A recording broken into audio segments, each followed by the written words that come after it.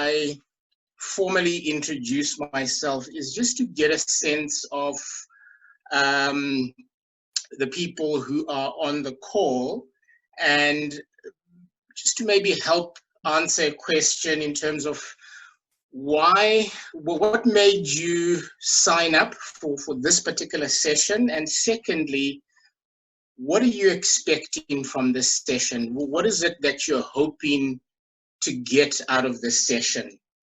So if you can maybe just type out on the chat, what made you sign up for this session, and also what are you expecting to get out of this session?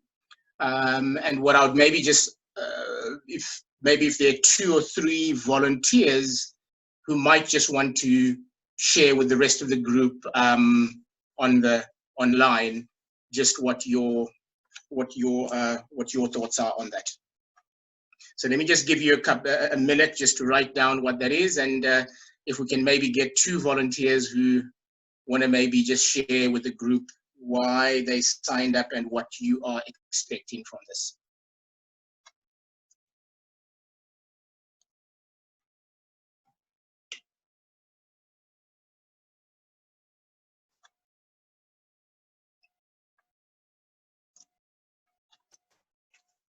Kat, are you going to be able to see people who volunteer with their hands up? I think people can, yeah, they can just put up their hand, and then, or you can just unmute your microphone and then just talk. Hello, Patrick. This is Althea from Cape Town. What draws me to this webinar is that I'm a coach, facilitator, and consultant, and issues of spirituality do come up in people's story. I just did a 2-year training in spiritual accompaniment, spiritual direction, and I'm really interested to hone my skill and practice in including spiritual intelligence in the service offerings that I offer. Thank you. Great, awesome. Thank you so much, Opia, for sharing. That's great. Anybody else want to share?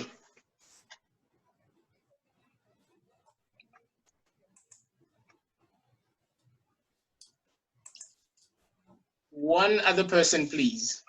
Patrick, it's Kim from Cape Town. Ah, hi, Kim. Hi, are you well? I'm good. Great. We at Symphonia Leadership Development focus on leadership, and spiritual intelligence is one facet that I need to grow a lot of knowledge around. So that's why I'm here with you. Thank you for doing this. Okay, great. Thank you, Kim. Any other person? Any third person, maybe not from Cape Town? Somebody not from Cape Town? We seem to have Cape Town very active. Hi, my name is Claire Holden. I wanted to say thank you very much for the topic. I think it's wonderful to see spiritual intelligence and human intelligence and business pillars put together. And I think that often we see these things as mutually exclusive. And for me, the idea of bringing spiritual intelligence and EQ and business together and looking at how they all work together is really exciting, and something that I think is increasingly important as we start working more remotely, to kind of look at whole person development and how we show up in our entirety. So thank you. Awesome. Thank you so much, Claire, for that. Okay, great. I think let's get the session on the go. Let me just quickly introduce myself. As you are aware, my name is Patrick Kuwana, and I'm based in Johannesburg, and I run 2 organizations. One is an organization called Crossover Transformation, and through that we are involved in a lot of work in businesses in terms of consulting work, business growth strategies, helping business turnarounds, etc. So we really use a lot of the tools that we're going to be going through today in actually practically working with teams, working with organizations to bring about the change that they are looking for. And the second organization that I involved in is an organization called C3 Capital, which is basically a private investment, private equity business. So again, very much in the space of working with businesses that we look to invest in terms of how do we build certain frameworks to help those businesses accelerate even more than they would normally do in the sort of normal run-of-the-mill type of way of doing things. So that's just a little bit of my business side of things. I'm married and blessed with two teenage boys, originally from Zimbabwe, came to South Africa in '94, just after the turn of democracy.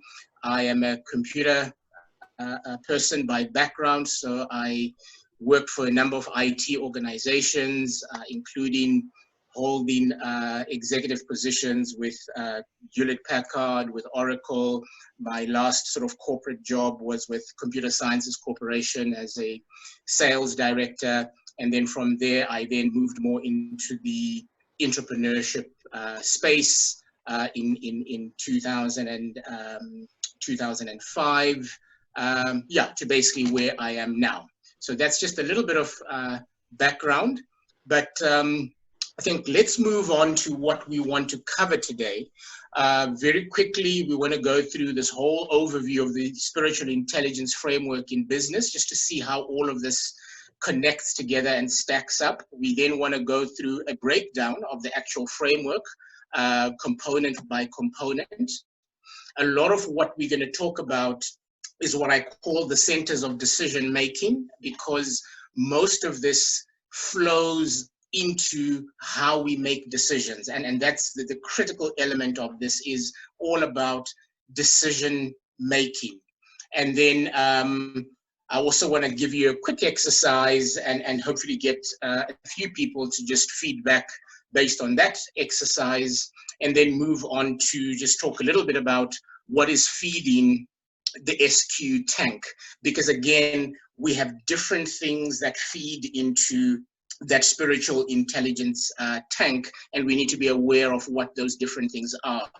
And again, from that perspective, you know, it can be very different for different people, and therefore we're not here to punt any particular way, but just to make you aware that this is reality and this is taking place. And then very quickly, could we use some of this for scenario planning, even as we think through the different stages of this COVID-19 crisis? Because I think people who can have a methodology of scenario planning through the different stages, even in business, that's going to be one of the key things that I think will differentiate business going forward, especially out of a time of crisis like this. And then obviously what I would love to do is also have some decent time for us to have some questions and answers. So that's more or less what we want to try and do. Our session is scheduled to finish at 11:30. So I want to try and push through all of this and make sure that hopefully we have a good 30 minutes, you know, for some questions and answers, so that I can also hear what you are thinking and some of the questions that are coming through. So that's basically our agenda for the morning. Okay, so you are probably seeing a very busy screen right now. And all I want to do with this is just to give you the full picture of what we want to go through today. And if we almost look at it, you know, there's a starting point and there's a desired end point. There's a desired result we're trying to get to. And for us to get to that desired result, if I can almost look at this backwards, There's a lot of stage 3, there's a lot of strategic planning, there's operational execution, there's measurement, there's rewards, systems, processes, procedures. These are all the things that we typically have in a business that would typically form the basis of how that business executes and goes to market and is able to get what it does in an efficient way.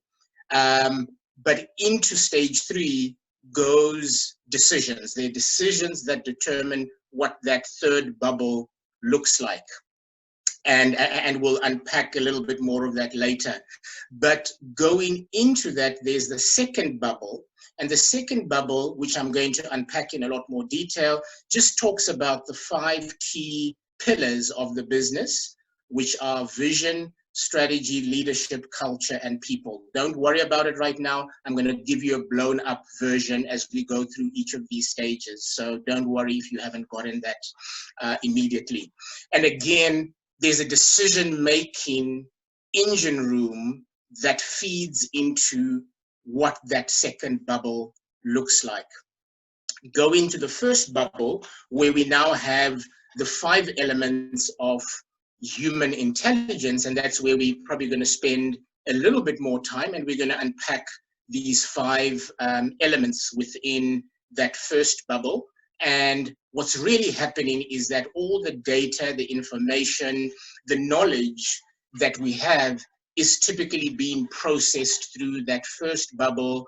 It then goes into this decision-making engine, which then talks about, which then drives the second bubble. And what comes out of the second bubble is some further decision-making process that drives the third bubble. So that's very simplistically what it is that we want to do and how all of these things are connecting together. And we will then further unpack this. So, third bubble. For us to be able to get to any given desired result or desired future, there has to be a intentional, strategic planning process that's in place. There's obviously a framework for operational execution.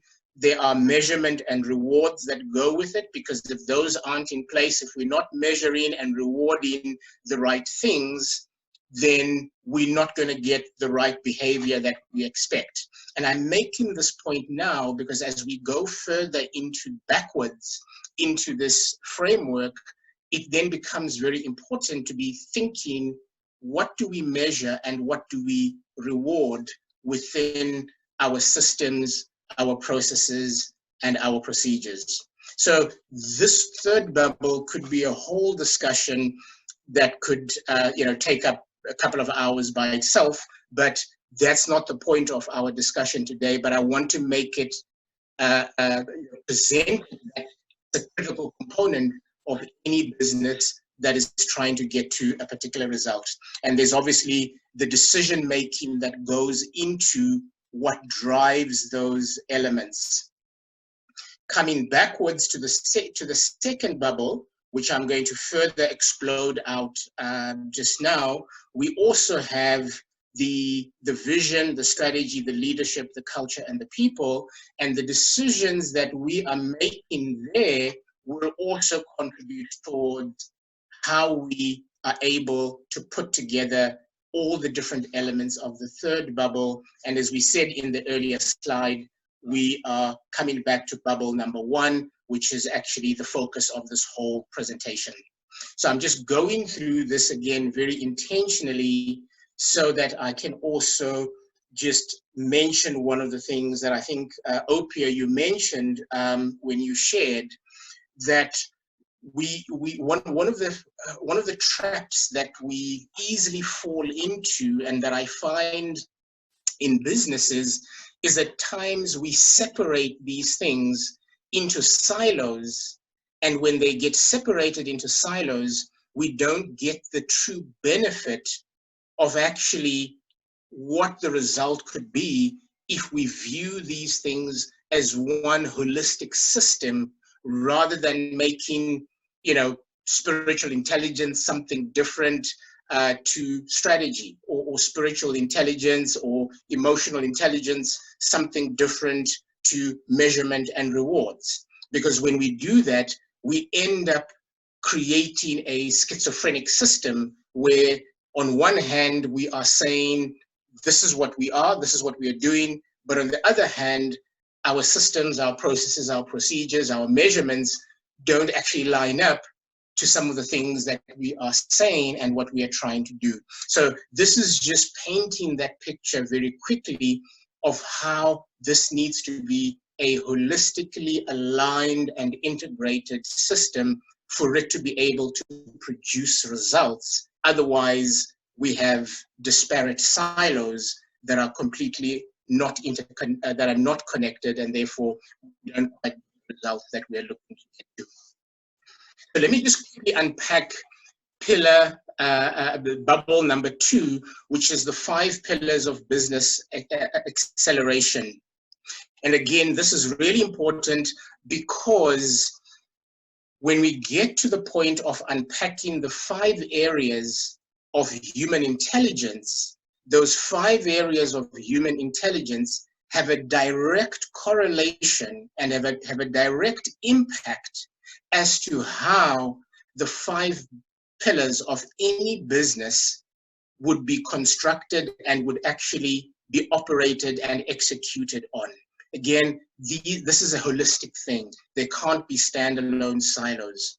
So those 5 pillars of business acceleration, the V is obviously the vision. There has to be clear vision in terms of where this business is intending to go.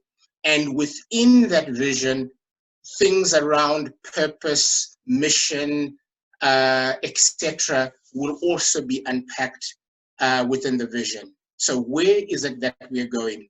And again, as leaders, one of the key things that we need to be doing is literally to be chief vision officers. The vision has to be so clearly articulated, but literally spoken of on a daily, hourly, as many times as possible, because that is what drives the organization in terms of what it is that we are trying to achieve, where it is that we're trying to go, and bringing everyone on board in terms of what that desired destination looks like.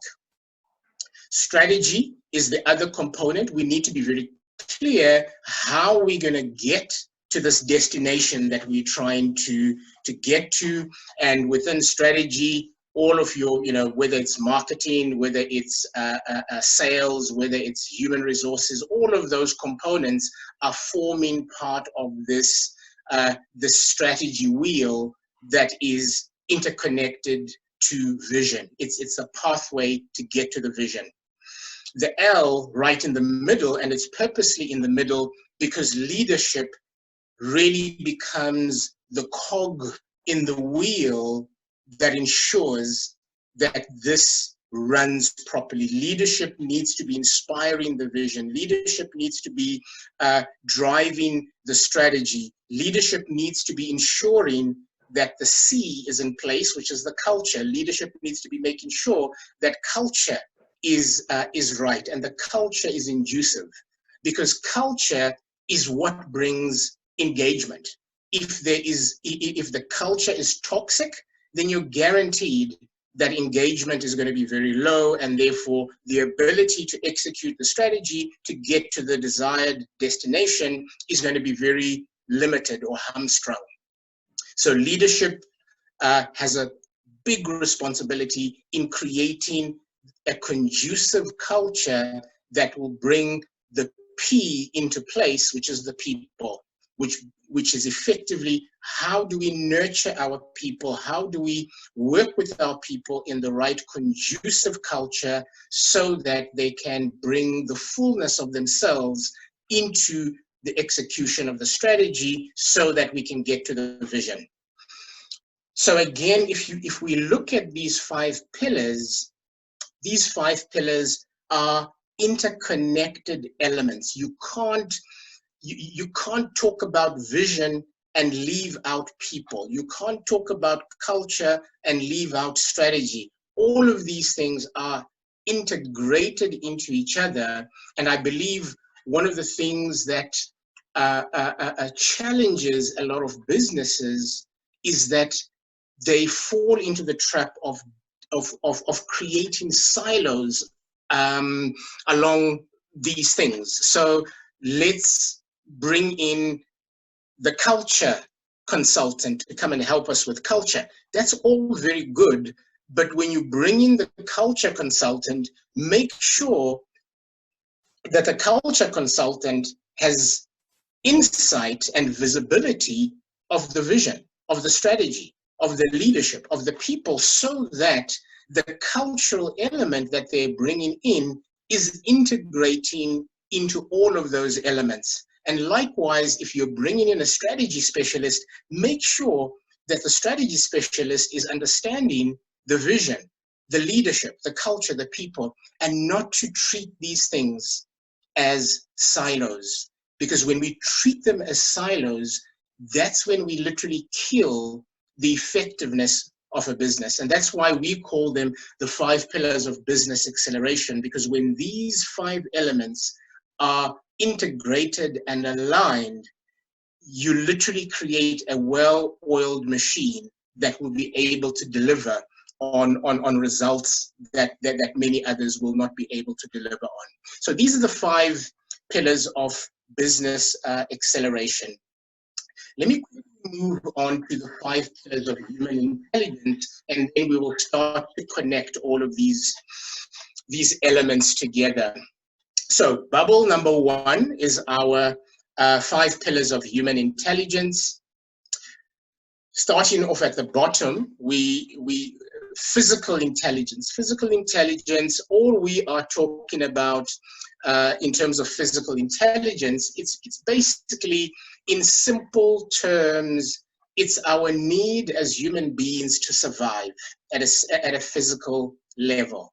It's if we almost think about Maslow's triangle or of hierarchy, it's our physical need to survive, and our intelligence around how we will make decisions based on the need that I have to survive.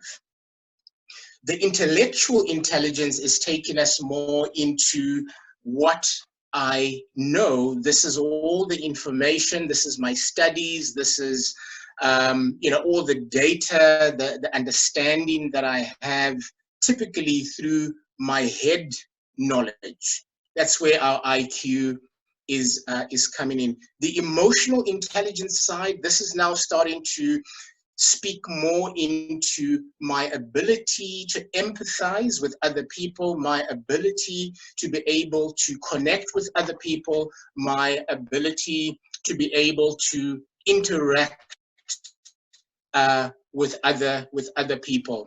And then if we take it even a stage further, and one of the things that is, as we do work, we find this to be extremely critical, especially in the South African context, is to actually look at cultural intelligence very intentionally because of the diversity mix that we have. So cultural intelligence is now taking it to a point where we are saying, even though I might have emotional intelligence, I have a connection and empathy for people, but cultural is now saying, I'm taking it to an even higher level where I know that because of diversity, there's certain things that mean more to other people than maybe to people who look like me. And therefore, how do I intentionally begin to engage and understand the cultural aspects of other people around me, so that as we navigate together as a team or as a business, we are sensitive to the differences, but at the same time, we are harnessing those differences for competitive advantage. And then I think the 5th one now, which is what we're really going to be, again, talking about a bit more, is where the spiritual intelligence comes in. And the spiritual intelligence is literally now that space where we are recognizing that within us, irrespective of what different background, etc., we come from, there's an element of the spiritual side that comes into every human being. And when we identify that, when we respect that, and when we open it up and not keep it locked up somewhere, we are now effectively opening up our relational environment to the fullness of the people that are in our teams, because we are recognizing their physical, we're recognizing the intellectual, we're recognizing the emotional, we're recognizing the cultural, and we're also recognizing the spiritual, and we're respecting all of that, and therefore we're bringing the fullness of who we are to the table as we interact as teams. And where this also becomes very important is in the centers of decision making. So if we just look at the slide very quickly, starting off with the data, information, and the knowledge, we are constantly being bombarded by data, by information. We are processing that. We've got knowledge that's already inherent in us. And as we interact with these inputs are flowing through various areas of our human makeup. They're flowing through the brain. The brain is processing that. There is an attachment to the heart, which is bringing in a certain emotional element into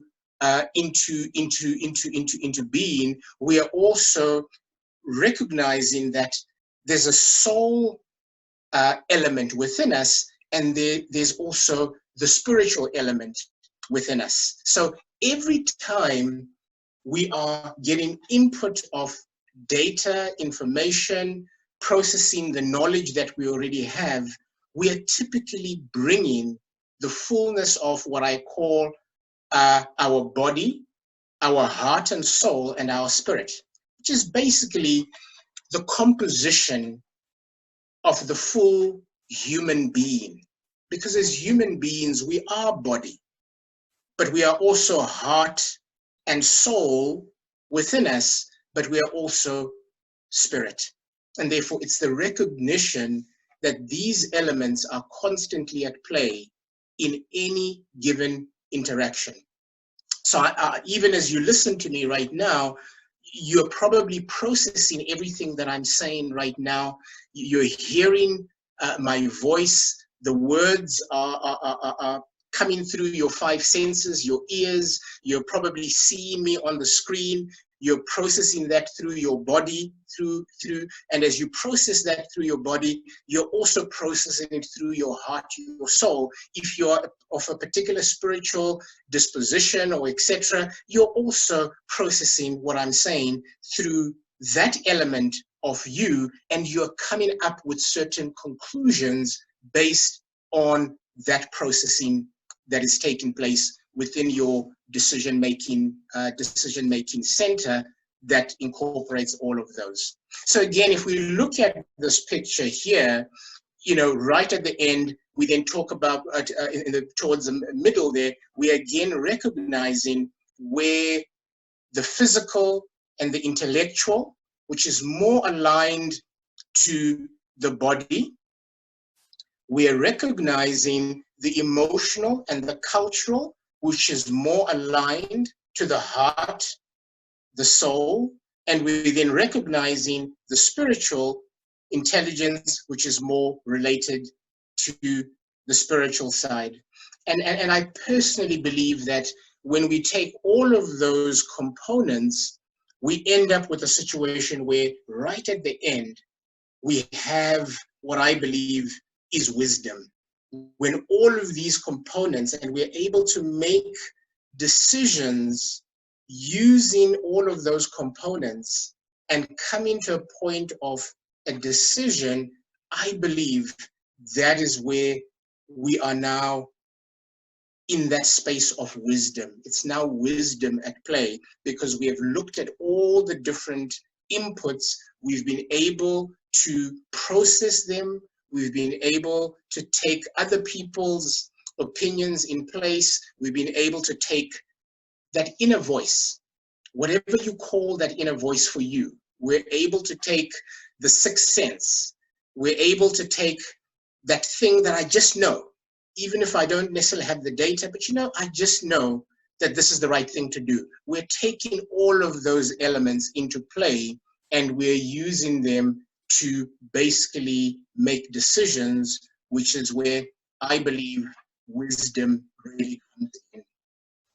So I have spoken a lot, and what I would love for us to maybe do, while I also have an opportunity to maybe just have a quick look at what some of the initial comments, thoughts, questions are starting to look like. I would like us to do an exercise, and I hope this works. It's just an individual exercise, and then maybe we can get a few people to just give some comments. I have, hopefully you can read this on your screen. I just put a short extract from a letter from Pete Mouton, the PSG, CEO of PSG. It's a letter that he had in the Fin24 website that calls for the ending of the lockdown. And what I would like you to do is just a quick exercise, just to read this extract. And perhaps as you read this extract, just think about what your immediate comment would be to this extract of this article. And as you think about what your response is, intentionally think about, am I seeing this from a physical intelligence, the need to survive? Am I seeing this from a IQ, the information, the data that I have? Am I seeing it from a emotional side, empathetic side to other people? Am I seeing it from a cultural side? Or perhaps am I seeing it from a spiritual side? And what do I see when I invoke the spiritual side into what my view is on this particular article? So I hope, let me give you about 5 minutes. Yeah, about 5 minutes just to read this, just to think through, and then maybe if we can have 2 or 3 people share what their comments are on this particular article. Okay, so if we're all good, let's maybe do that, and I'm just going to start looking at some of the comments.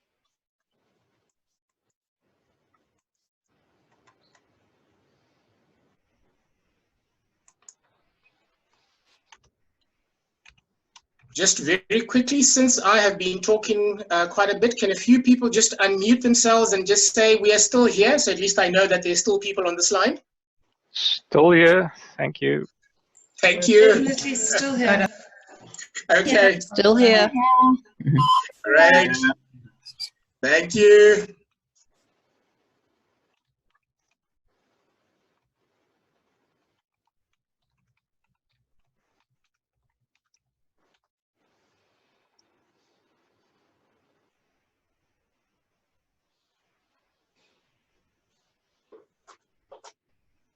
Patrick, I sent you some questions that to your privately. So I think that will fit in with what you've said until now. Okay. I've just opened it. Does it mess up the screen that people can't see?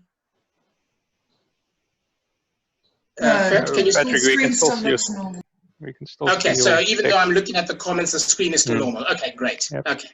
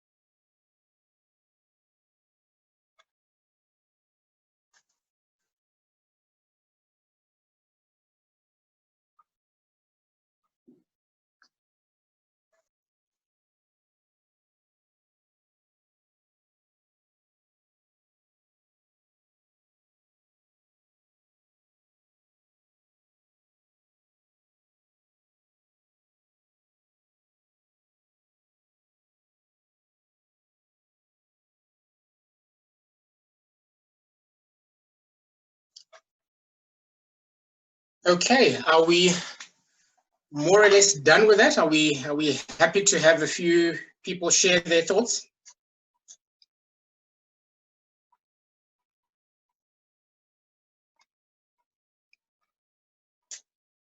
I'm happy to move on. Yeah, happy to move on. Okay, let's maybe move on, and yeah, if I can just maybe ask 2-3 people just to share whatever they feel like sharing. Okay, I'm happy to share. Okay, Colleen, thank yeah? you. Sorry, and your name again? Colleen. Colleen, thank you, Colleen. Okay, my immediate reaction when I read this was stop criticizing. We're all feeling the same. The poor president is doing the best he can. He's led by a team of decision makers. It's easy to criticize. I believe the lockdown has been buying time for hospitals to get ready because we're in for a huge onslaught. We have not heard how the ministers are going to relax lockdown yet. He only announced that last night. So we need to give him a chance. He knows the economy is suffering. He knows the people are suffering. And he's not doing this alone. He's got a team of advisors. That was my, I'm just so sick to death of people criticizing. That's me. Okay. Okay, great. So if we looked at what you have just shared, if you look at the lens of the five pillars of human intelligence, what do you, based on what you've shared there, what do you see coming strongly?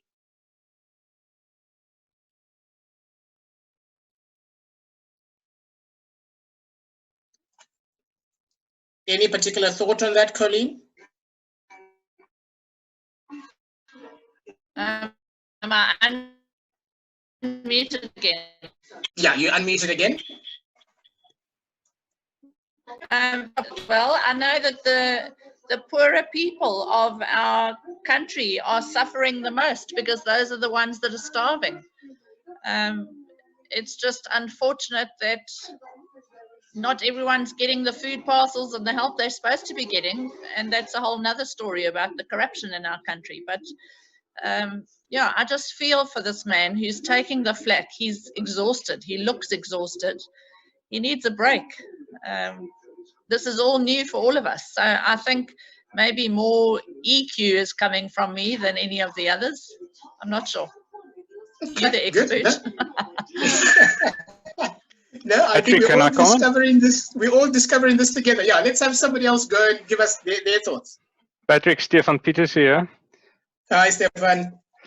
Hi, Patrick. Yeah, so I read a lot. I look at a lot of videos. I saw the Diepsloot video of people standing in queues from 2 o'clock in the morning, getting to the front, not getting a food parcel because there was simply not enough food parcels at that specific location. We as an organization obviously has been very involved in making decisions for our people, taking our people in mind with everything that we do. We want to save our peoples and we don't want to save our numbers. So that's our approach. So with all of this said, and with all of the input that I've seen and experienced over the last few weeks, when I read this, I didn't see it as criticism at all. I think he actually started the text, congratulating the president and saying he's doing an excellent job. But from another point of view and from the economy point of view, we are in a situation where whatever we do for the economy is going to have a direct impact again on the rising cases and the health thing. But without an economy, people is going to die from hunger. So it's a very difficult balancing game. And I think this guy, Pitt, just wanted to give a view from a business perspective. And, obviously we need to meet each other somewhere in the middle. And I just think he provided a good, objective view. So my experience was that, I looked at this with an empathetic view, emotional intelligence view, taking into account what I'm seeing and what I'm experiencing. You know, I've got 3 friends, they all sort of out of income at the moment. Their business is closed down. With the relaxation, their particular business is not going to be able to open up again. You know, at this stage, just the mining sector, few professional business and so on. So, yeah, I really do feel for the struggling economy and for many people that will also basically die of hunger because of the situation. Thanks, Patrick. Okay. Great, thanks, Stefan. Maybe one more person who wants to maybe share their view.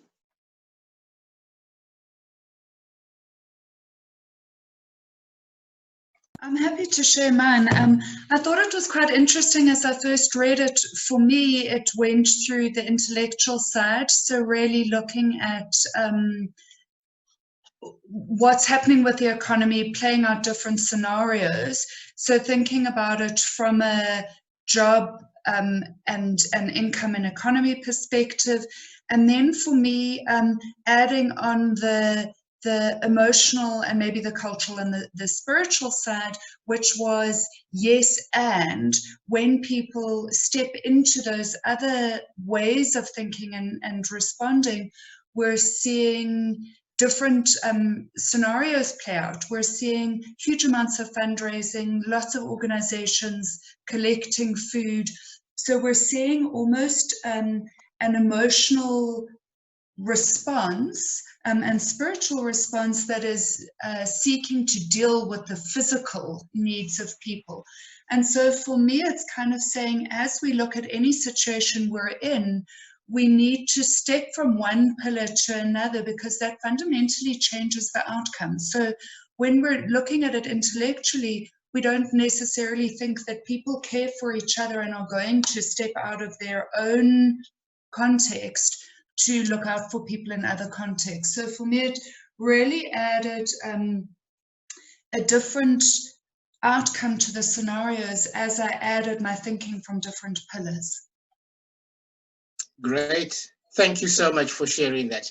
Yeah, I think, you know, all, you know, it's very interesting to, you know, just as we hear 3 different people sharing how a sort of couple of paragraphs can invoke different thought processes and different ways of looking at a particular situation.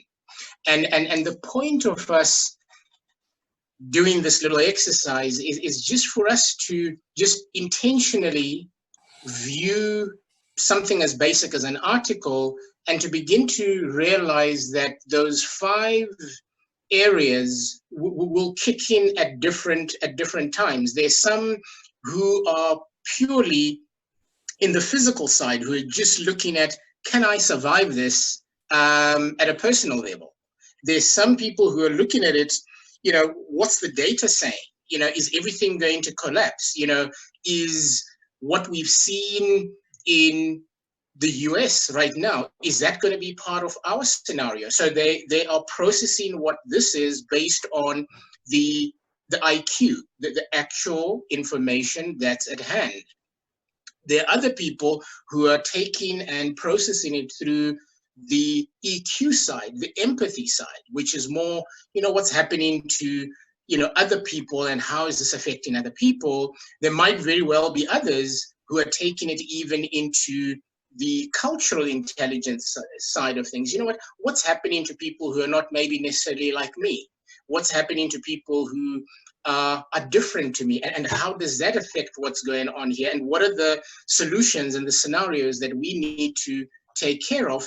And there's some who are maybe even looking at it at a spiritual level. And we're going to go into the spiritual level just now to maybe unpack a bit more what that might look like. So that was the point of this, just to help us to see how, as a team, if we're a team of people working together, we can be looking at this from all sorts of different angles. But the key thing is, do we have a strong enough team that can take the different opinions with the understanding that no one is necessarily wrong? It's just a case of the person has looked at it through the view of a particular pillar that is maybe stronger for them or stronger for them in this particular issue.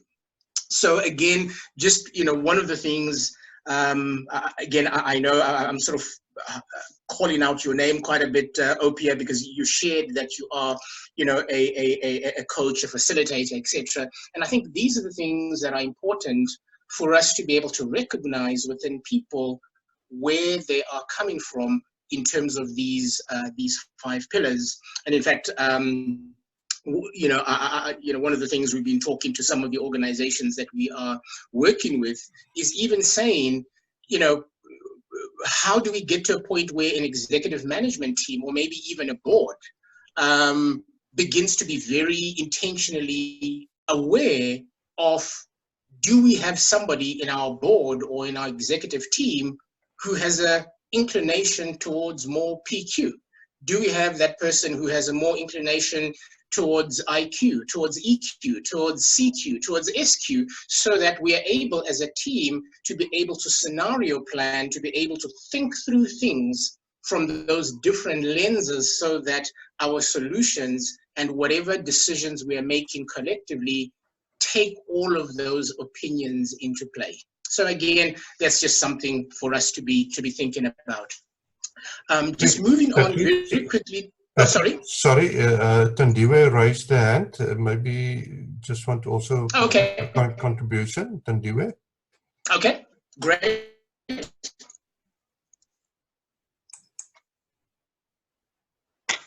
Hi, can you hear me? It's Tandiwe. Yes, yeah, we can hear you.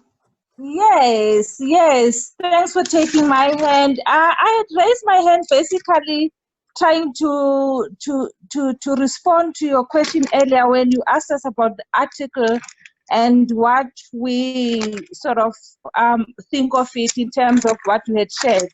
And I know some of it you have already gone into it, but what I wanted to say is, having read the article, I realized that it does truly invoke certain aspects because it seems like this business person was writing it, but writing it also with aspects of some emotions in it, some spirit in it, some recognition of the physical needs that they are there with the economy having been downgraded and the situation within our country, but also invoking with the president the intellectualism that needs to be undertaken to take the country forward, be it in terms of the lockdown and the preparation and all the experts that have been gathered all around to try and bring the intellectual aspect of it.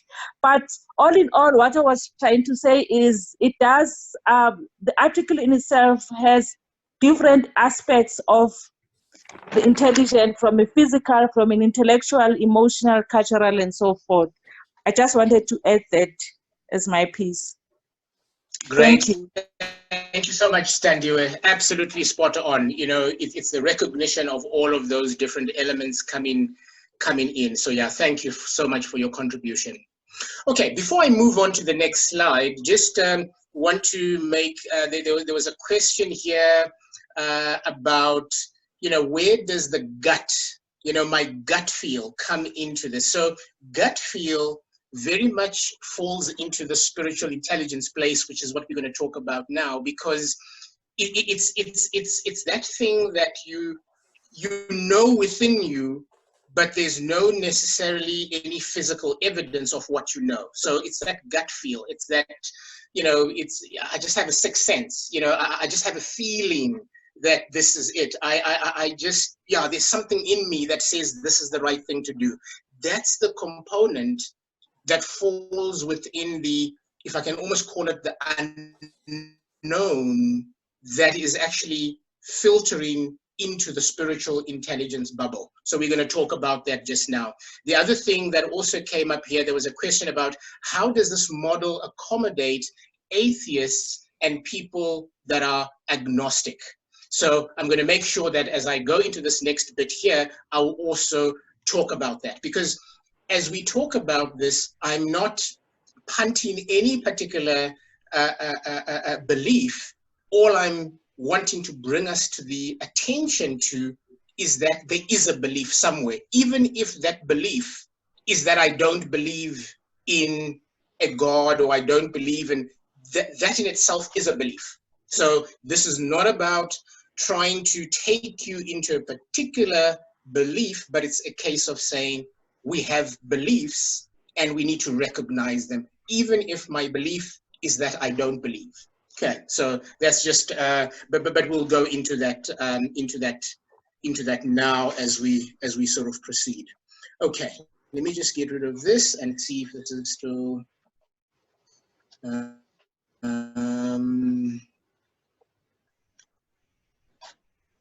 Oh, sorry, have I come off totally here? Let me go back to presentation.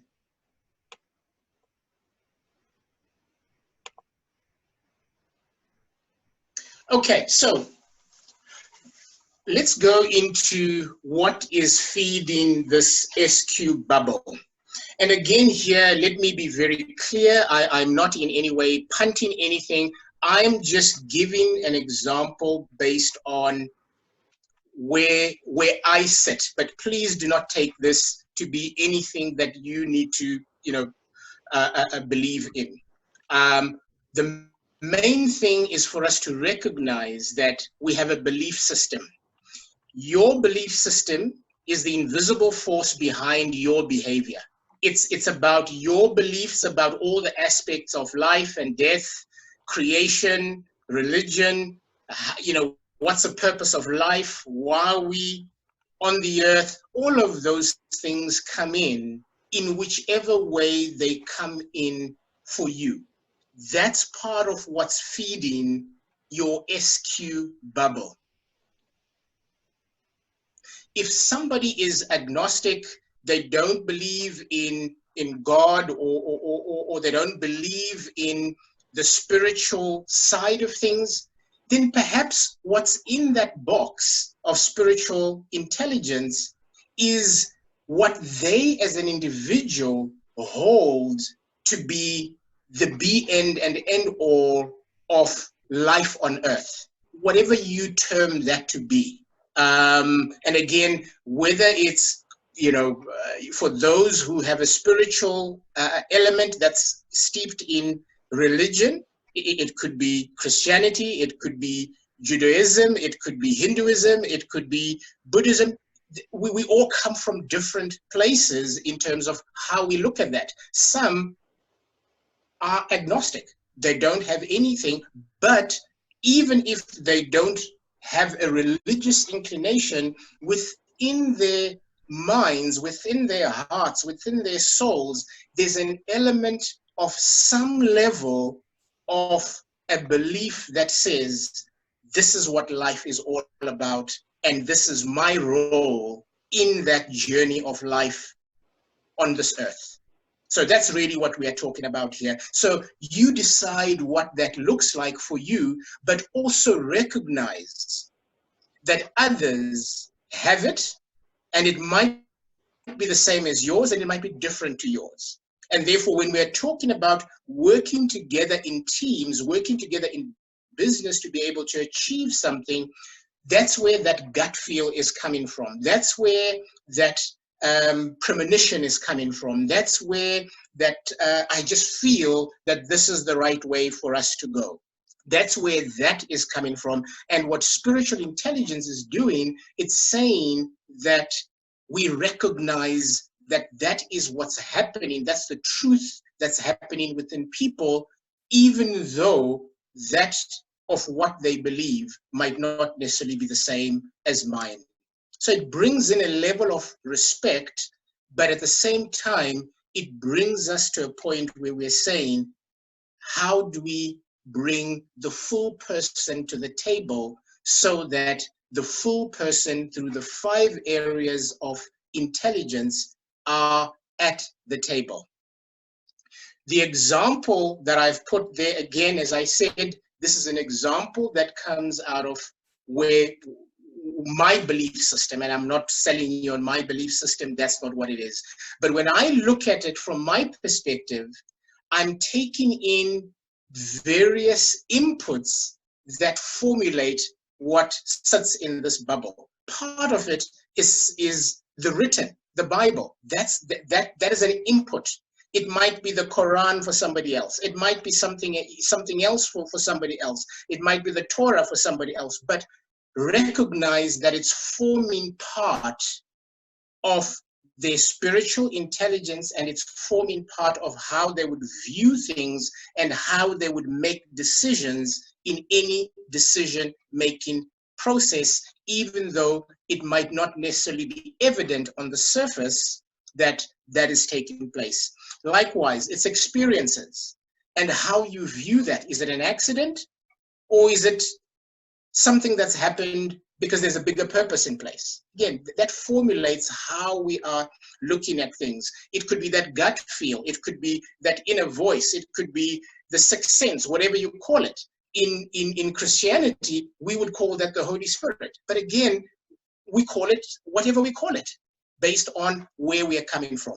So the point of this is to highlight the fact that this is the makeup of who we are.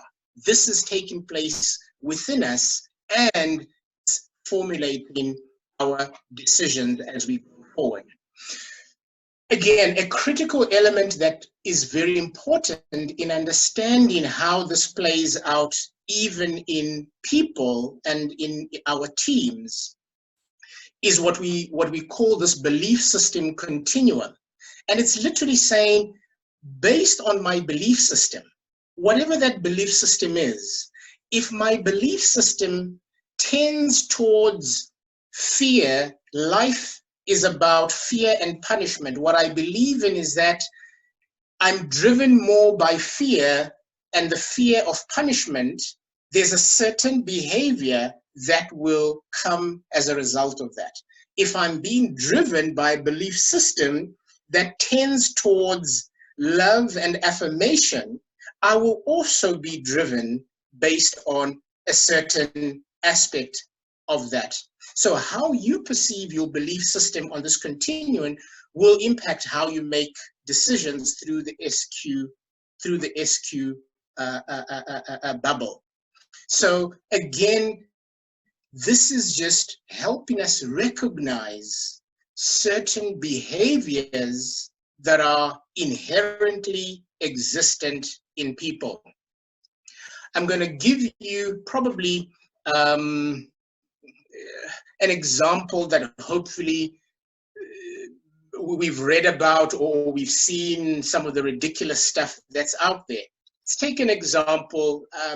If you've read the stories or seen the news around a couple of months back, we had some of these pastors in the Christian faith who were making people, spray doom and drink, all sorts of ridiculous things. What's literally happening there is these are people who have created a fear punishment-based thinking in the minds of people who are so desperate at the physical level that at the physical level they end up parting with even the little bit of the physical that they have, because they've been brainwashed into a belief system that is completely false, that says if you will face punishment, and they drive the fear element even to rob the poor and people who don't have physically, because they're no longer making decisions at the physical intelligence level in terms of they don't have. The belief system that is being indoctrinated into them is driving a fear punishment at the spiritual level, and they're making decisions based on that and on nothing else. So that's just a quick example of how the spiritual aspect can even drive people who have a deep physical need to make decisions that are contrary to the very physical need that they have, because the spiritual side has been indoctrinated but given as fear and punishment. So again, we can see all of these things happening, in reality, in society. So before I go into the scenario planning discussion, just think about how even the example I've given around how spiritual intelligence is being abused in a Christian environment to invoke fear and punishment and get people to behave in a certain way.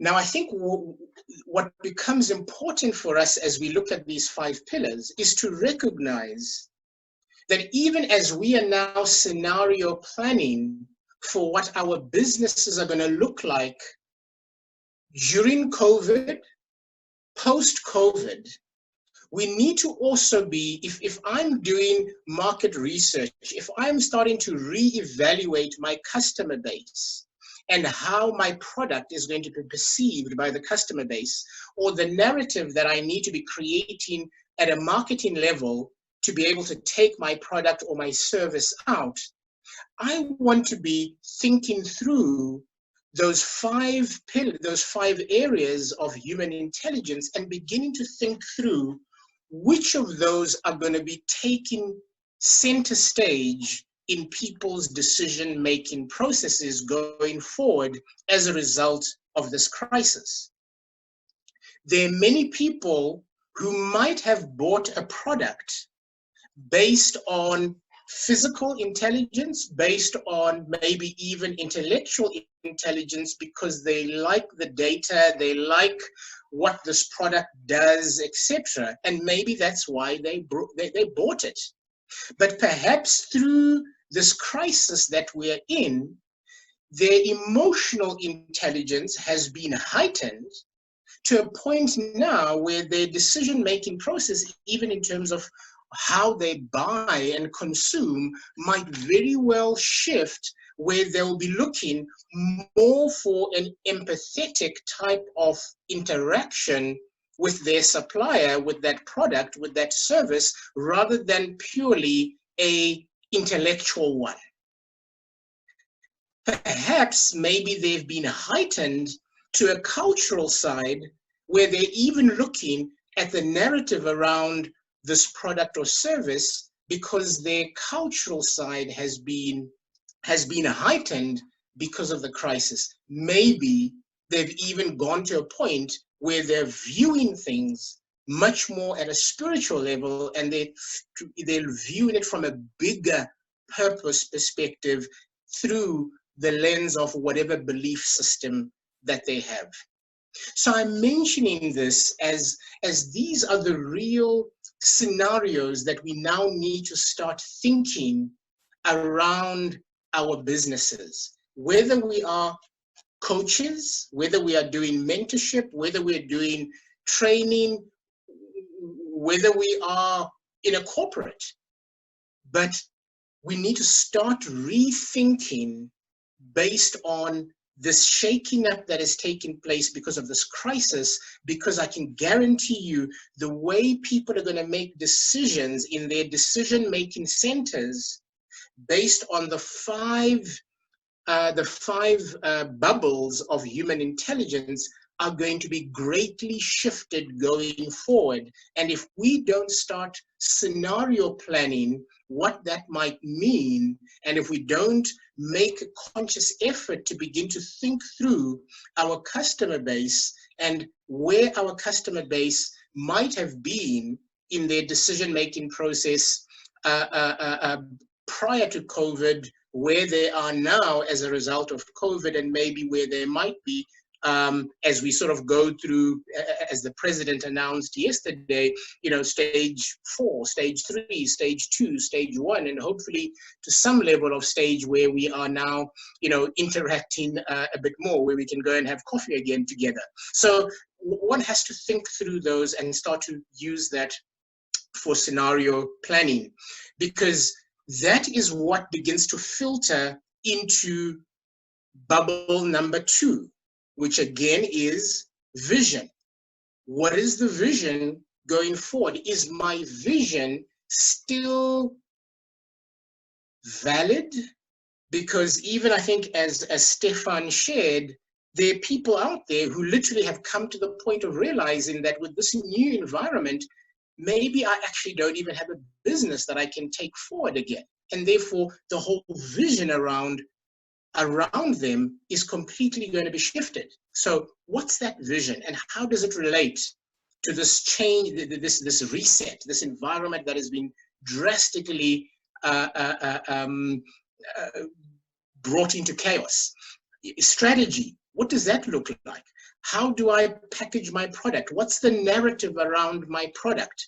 I was speaking to, just very quickly, I was speaking to a investment firm, a private equity firm, and I was saying to them, guys, you know, perhaps the narrative of how you relate to what you're going to be doing might have to shift, because your typical investor who maybe was only looking for purely financial return and hard financial return might be looking for something a bit different, because this crisis has made them increase their level of empathy and maybe their level of cultural intelligence. And they're now saying, but hang on, we want to invest, but we also, as we invest, we're not just looking purely for just financial return, but we want our investment to also make an impact, so that the people in Alex and the people in Deep Slut and the people in Khayelitsha are also helped and impacted, so that we don't have this type of situation if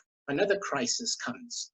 So strategy is greatly impacted. Leadership, the form of leadership, is also greatly impacted. How do we become more influential around an environment that is shifted, and therefore in people's minds as they make decisions, they may be making decisions a bit differently to how they made those decisions 3 months ago. Culture becomes a big issue as well. Social distancing, what does that look like going forward, and how does that all integrate within these 5 pillars? And then obviously the issue of people. That then flows into decision making. It goes into strategy, strategic our operations, our measurements, our systems, our processes. So what this is really just trying to echo is that spiritual intelligence plus all the other elements of human intelligence are all part of a holistic system or framework that an individual, an organization, irrespective of size, all those elements are at play, even as we figure out how we are going to go to market and the shifts that we need to make as we go to market.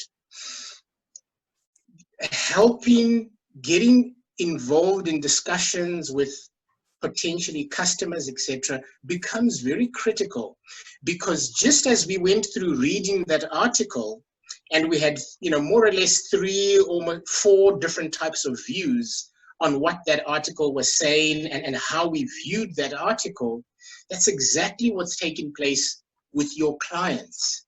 And therefore, your assumption in terms of your viewpoint and how you would move forward based on that article might be very different to how your client might read that article and how they would make a decision to move forward. So the critical thing as part of the scenario planning process is, how do we begin to connect with the people, the clients, so that we begin to also understand where they are coming from and where we are coming from, and where these 2 things can meet. And that's really where the co-creation and the co-creative process comes in, where we are literally saying, how do we take our clients, how do we take our suppliers, how do we take people within our ecosystem, and how do we begin to bring their divergent views on where this path is going, so that we use that to build the scenarios that we need to build for how we move forward, especially because of the crisis that's at play. So I think let me end here. I've already taken a little bit more time than I expected to take, but thank you so much for being on this call. And yeah, let's maybe have a few minutes of questions. And as I said, if you can write your questions down, what I'll definitely try to do is go through the compilation of those questions, and then also then maybe even do a separate recording that can just give you further answers to the questions that I don't get to answer right now. So, Pat, how are the questions doing? Patrick, there's one specific question. I will just send it to you. So if you can give an example on how business culture impacts our belief system.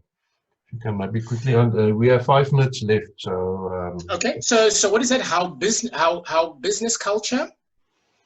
How business culture impacts our belief system. You know, how the system impacts us. Okay. Yeah. So what typically happens is that your belief system is typically the core of what you believe to be true as an individual. And what happens is that as we go about working in different organizations or being in different in different environments, the environments might present different circumstances to what our core belief is. And often what we do is at times we compromise our core belief and we integrate into that system and we operate within that system according to the structure or the beliefs or the values of that system. But often it creates an environment of tension where we don't find full fulfillment because somehow there is a mismatch, and therefore we go through work, but we go back home and at times we're not entirely satisfied with where we are working because there is a mismatch. And that's especially true when it comes to just core values in terms of, respect, dignity, etc. This is not even about, do I believe in God or don't I believe in God? It's purely based on the value based side of things. So I find that irrespective of what we believe in terms of a deity or not a deity, as long as we can agree on the basic tenets of human values, then we're able to engage and we're able to operate. Patrick, I see the questions are now coming in, and I don't think there will be enough time to answer it, but I think if people can just put their questions, then you can make an extra recording and just answering that. Maybe I think there's 2 or 3 sessions to answer all those questions. Yeah. Okay. No, that's fine, because I think again I don't want to overrun the time. So yeah. So I think my commitment is that what I'll literally do is we will compile all the questions that are coming through on the group chat and just literally put them into segments and then try to then answer them. I'll literally just do a Zoom call by myself that I'll record, but answering those questions. And then hopefully what we can then do is for all the participants, just send you that link so you can have the recording of the answers to that. I think that might be the best way to do it. Okay, so I see a number of questions, a number of comments, just, fantastic session. Thank you. So to everyone, I obviously haven't seen you facially, all of you, and I haven't picked up your names, all of you, but it's been such a pleasure, such an honor to be able to share this with you. And as I said, I will come back with some answers to the questions that are coming through now. And yeah, Gert, just to thank you as well for just everything that you have done. And yeah, the team at Symphonia, just an awesome group of people in Symphonia who've put all of this together. Thank you so much for that. And yeah, lastly, for all of you who are on this, I know these are extremely difficult times, but I continue to believe that as a nation and as a people, we will pull through this. None of us knows what the horizon looks like, but I think the more we are able to co-create, the more we are able to collaborate, the more we are able to sort of, use our differences as a source of competitive advantage rather than as a source of breaking us apart. The more that we're able to just take our different strengths in terms of intelligence bases, and we're able to put that into a melting pot and co-create. I really believe we can get over this and maybe even co-create the South Africa that all of us really want, which is one where we can truly work together and uplift those who need to be uplifted, bring people into economic activity, and rebuild this economy for our children and our children's children. So thank you so much to everyone. Really appreciate you attending. Patrick, one Yes. comment, if I may. It's Kim from Symphonia. Yes, Kim. I feel that this material is so rich and so deep and so vast that if people are interested, I would like to have you on board for another session in May, and we can look at it from a slightly different angle, I think, then. You happy with that? Absolutely.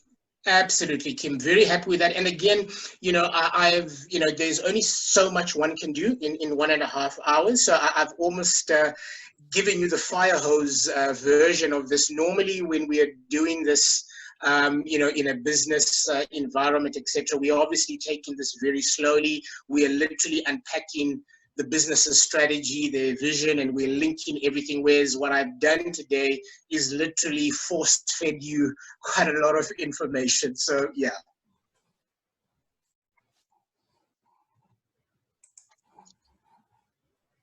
Okay, so Kat, I think we are done. And so we can probably sign off.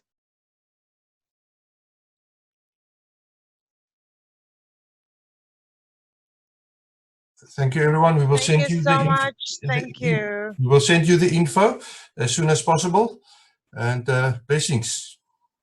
Yeah, if you guys want to unmute and just shout your voices out the goodbye so we can hear as many voices that we're on the call, that would be great. Thank you. Bye. Thanks so much. Bye. Thank you so much. Thank you.